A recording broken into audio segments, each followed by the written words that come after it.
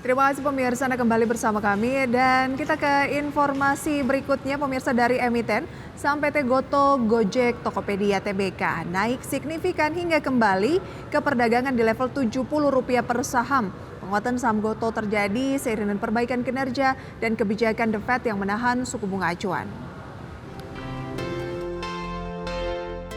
Saham PT Goto, Gojek, Tokopedia, TBK ditutup naik tinggi di perdagangan Kamis dan turut membantu penguatan indeks harga saham gabungan atau IHSG. Hingga penutupan perdagangan sesi kedua, saham Goto melejit 14,52% ke posisi Rp71 per saham. Saham Goto pun kembali ke level psikologis Rp70 per saham, di mana level psikologis ini terakhir disentuh di 12 Oktober lalu.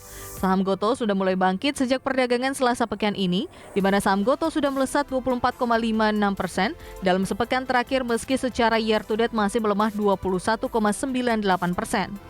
Selain itu bergairahnya kembali Goto terjadi setelah kinerja perseroan pada kuartal 3 2023 dirilis, di mana rugi bersih Goto kembali menyusut. Pendapatan Goto tercatat naik ke Rp10,5 triliun dari capaian periode yang sama tahun sebelumnya, Rp8 triliun.